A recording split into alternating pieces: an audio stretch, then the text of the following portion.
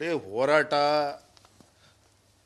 ಸಾಮಾನ್ಯ ಜನರ ವಿಚಾರಕ್ಕೆ ಬಂದಾಗ, ರಾಜ್ಯ ಸರ್ಕಾರ ಅನ್ಯಾಯ ಮಾಡ್ತಾ ಇದ್ದಾಗ, ಬೆಲೆ ಏರಿಕೆ ಮಾಡ್ತಾ ಇದ್ದಾಗ, ಹಗರಣಗಳಾದಾಗ ಹೋರಾಟ ಮಾಡ್ತಕ್ಕಂಥ ನಿಶ್ಚಿತ ಹಿಂದೂ ಕೂಡ ಮಾಡಿದ್ದೇವೆ, ಮುಂದೂ ಕೂಡ ಮಾಡ್ತೇವೆ.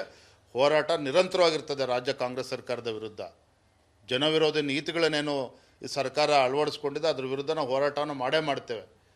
ಆದರೆ ನಾನು ಇವತ್ತು ಜಮೀರ್ ಅಹಮದ್ ಅವ್ರನ್ನ ಕೇಳ್ತಕ್ಕಂಥದ್ದು, ಇವತ್ತು ಸಂವಿಧಾನದ ಬಗ್ಗೆ ಏನು ಉದ್ದುದ್ದ ಭಾಷಣ ಮಾಡ್ತೀರಿ ನೀವೆಲ್ಲರೂ ಸೇರಿ, ಅದ್ರ ಬಗ್ಗೆ ಜವಾಬ್ದಾರಿತ ಸಚಿವರಾಗಿ ಇಂಥ ಒಂದು ಬೇಜವಾಬ್ದಾರಿತನದಿಂದ ಹೇಳಿಕೆಯನ್ನು ಕೊಡ್ತಾ ಇದ್ದೀರಿ. ಇದು ಅಕ್ಷಮ್ಯ ಅಪರಾಧ. ಇದು ಅವ್ರನ್ನ ಜಮೀರ್ ಅಹಮದನ್ನು ಮಂತ್ರಿಮಂಡಲದಲ್ಲಿ ಇಟ್ಕೋಬೇಕಾ, ಕಿವಿ ಹಿಂಡಬೇಕಾ, ಅದು ಮಾನ್ಯ ಸಿದ್ದರಾಮಯ್ಯನವ್ರು ತೀರ್ಮಾನ ಮಾಡಬೇಕು.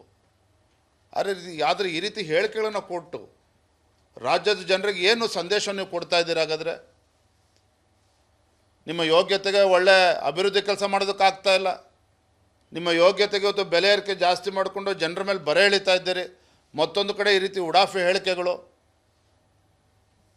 ಇದು ಅಕ್ಷಮ್ಯ ಅಪರಾಧ. ಇದು ಚನ್ನಗಿರಿ ಶಾಸಕ ಶಿವಗಂಗಾ ಬಸವರಾಜ್ ಹೇಳಿದ್ದಾರೆ, ಡಿಸಿಎಂ ಹುದ್ದೆ ಹೆಚ್ಚು ಸೃಷ್ಟಿ ಮಾಡಬೇಕು ಅನ್ನೋ ವಿಚಾರಕ್ಕೆ ಮೊದಲು ಡಿ.ಕೆ. ಶಿವಕುಮಾರ್ ಅವ್ರನ್ನ ಸಿಎಂ ಮಾಡಲಿ, ಆಮೇಲೆ ಬೇಕಾದ್ರೆ ಎಷ್ಟಾದ್ರೂ ಡಿಸಿಎಂ ಮಾಡಲಿ, ಒಂದು ಡಜನ್ ಆದರೂ ಮಾಡ್ಕೊಳ್ಳಿ ಅಂತ.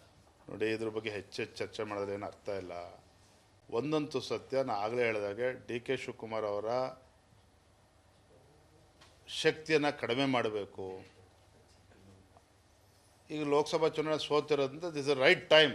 ಯಾಕಂದರೆ ಕಾಯ್ತಾಯಿದ್ರು, ಸರಿಯಾದ ಸಮಯಕ್ಕೆ ಕಾಯ್ತಾಯಿದ್ರು. ಈಗ ಸರಿಯಾದ ಸಮಯ ಬಂದಿದೆ ಅಂತೇಳಿ ಕಾಂಗ್ರೆಸ್ ಮುಖಂಡರಿಗೆ ಅನಿಸಿದೆ. ಹಾಗಾಗಿ ಹೆಚ್ಚು ಡೆಪ್ಯೂಟಿ ಚೀಫ್ ಮಿನಿಸ್ಟರ್ ಮಾಡಿಕೊಂಡು ಏನು ಅದರಿಂದ ಏನು ಭಾಳ ರಾಜ್ಯದ ಅಭಿವೃದ್ಧಿ ಆಗ್ಬಿಡುತ್ತೆ ಆ ನಿರೀಕ್ಷೆಯಲ್ಲಿ ನೀವೇನು ಇರಬೇಡಿ. ಅವ್ರ ಪ್ರೋಟೋಕಾಲ್ಗಳು ಜಾಸ್ತಿ ಆಗುತ್ತೆ ಹೊರತು ಅದರಿಂದ ರಾಜ್ಯದ ಜನತೆಗೂ ಒಳ್ಳೇದಾಗಲ್ಲ, ರಾಜ್ಯಕ್ಕೂ ಕೂಡ ಏನು ಒಳ್ಳೇದಾಗೋದಿಲ್ಲ. Ultimately the decision of chief minister, ಅದು ಬೇರೆ ಪ್ರಶ್ನೆ. ಆದರೆ ನಾನು ಇದರಲ್ಲೇ ಒಂದು ರಾಜಕೀಯ ಷಡ್ಯಂತ್ರ ಇದೆ, ರಾಜಕೀಯ ಪಿತೂರಿ ಇದೆ ಅಂತಕ್ಕಂಥದ್ದಂತೂ ಸ್ಪಷ್ಟ. ಸರ್, ಈಗ ಕೆಂಪೇಗೌಡ ಜಯಂತಿಗೆ ಇನ್ವಿಟೇಷನ್ ಅಲ್ಲಿ ಎಚ್.ಡಿ. ದೇವೇಗೌಡರದು ಮತ್ತೆ ಕುಮಾರಸ್ವಾಮಿ ಅವರ ಹೆಸರನ್ನ ಕೈಬಿಟ್ಟಿದೆ. ಬಾಕಿ ಎಲ್ಲರ ಹೆಸರು ಇದೆ, ಆ ಎರಡು ಹೆಸರುಗಳನ್ನ ಮಾತ್ರ ಕೈಬಿಟ್ಟಿದ್ದಾರೆ. ಈ ಕುತಂತ್ರ, ಷಡ್ಯಂತ್ರ ಏನೇನು ಮಾಡಿದ್ರು ಸಹ ಇವತ್ತು ಆ ಸಮಾಜದಲ್ಲಿ ಏನೋ ಲೀಡರ್ಶಿಪ್ ಎಮರ್ಜ್ ಆಗಿಬಿಡಬೇಕು, ಪ್ರಶ್ನಾತೀತ ನಾಯಕರಾಗಬೇಕು ಅಂತೇಳಿ ಕೆಲವರೇನು ಹೊರಟಿದ್ದಾರೆ. ಅದು ಯಾವುದಕ್ಕೂ ಕೂಡ ಈ ರೀತಿ ನಡವಳಿಕೆಗಳಿಂದ ಆ ರೀತಿ ಅವ್ರೇನು ದೊಡ್ಡ ಲೀಡರಾಗಿ ಎಮರ್ಜ್ ಆಗ್ತಾರೆ ಅಂತೇಳಿ ಅವ್ರ ಮೂರ್ಖತನ ಅದು ಅಷ್ಟೇ. ಸರ್, ಈಗ ಲೋಕಸಭೆ ಚುನಾವಣೆಯ ಫಲಿತಾಂಶ ಬಂದ ನಂತರ ನಿಮ್ಮ ಪ್ರಕಾರ, ಯಾಕಂದ್ರೆ ಹಿಂದೆ ತುಂಬಾ ಚರ್ಚೆ ಆಗ್ತಾ ಇತ್ತು ಡಿ.ಕೆ. ಶಿವಕುಮಾರ್ ಅವರು ಸಿಎಂ ಆಗ್ತಾರೆ ಅಂತ, ಲೋಕಸಭೆ ಚುನಾವಣೆಯ ಫಲಿತಾಂಶ ನೋಡಿದ್ರೆ ಡಿ.ಕೆ. ಶಿವಕುಮಾರ್ ಸಿಎಂ ಆಗ್ತಾರೆ ಅನ್ಸುತ್ತೆ ನಿಮಗೆ? ನೋಡ್ರಿ, ಸಿದ್ದರಾಮಯ್ಯನವರು ಸಿಎಂ ಆಗಿ ಮುಂದುವರಿತಾರ, ಇನ್ಯಾರೋ ಬರ್ತಾರ, ಇದೆಲ್ಲ ಪ್ರಶ್ನೆ. ನಾವು ನೋಡ್ಕೊಂಡ್ರೆ ಹೇಳ್ತಾರೆ ನಿಮಗೆ ಲೋಕಸಭೆ ಚುನಾವಣೆ ಫಲಿತಾಂಶದ ಆಧಾರದ ಮೇಲೆ ಡಿ.ಕೆ. ಶಿವಕುಮಾರ್ ಅವರು ಮುಖ್ಯಮಂತ್ರಿ ಆಗಲೇಬೇಕು, ನನ್ನ ಹಕ್ಕು ಅಂತೇಳಿ ಅವರು ತಮ್ಮ ಹಕ್ಕನ್ನು ಪ್ರತಿಪಾದಿಸ್ತಾ ಇದ್ದಾರೆ. ಮತ್ತೊಂದು ಕಡೆ ಸಿದ್ದರಾಮಯ್ಯನವರು ನನ್ನಿಂದ ಇವತ್ತು ರಾಜ್ಯದಲ್ಲಿ ಸರ್ಕಾರ ಅಧಿಕಾರಕ್ಕೆ ಬಂದಿದೆ, ನಾನೇ ಸಂಪೂರ್ಣವಾಗಿ 5 ವರ್ಷ ಇರಬೇಕು ಅಂತೇಳಿ ಅವರು ಕನಸನ್ನು ಕಾಣ್ತಾ ಇದ್ದಾರೆ. ಏನಾಗ್ತದೆ ಕಾದು ನೋಡೋಣ. ಥ್ಯಾಂಕ್ ಯು, ಧನ್ಯವಾದ. ಆದಿಂದರ ಅವ್ರು ಏನು 50 ml ನಾವು ಜಾಸ್ತಿ ಮಾಡಿದ್ವಿ, ದುಡ್ಡೇನು ಜಾಸ್ತಿ ಮಾಡಿದ್ವಿ.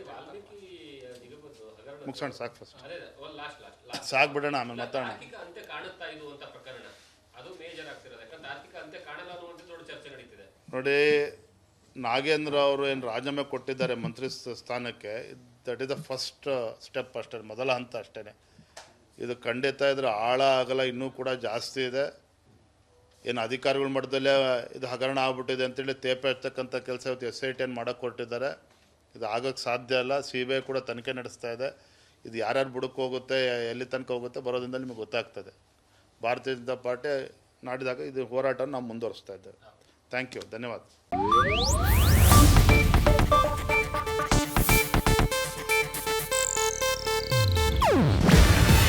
ಇದು ಏಷ್ಯಾನೆಟ್ ನ್ಯೂಸ್ ನೆಟ್ವರ್ಕ್ ಪ್ರಸ್ತುತಿ.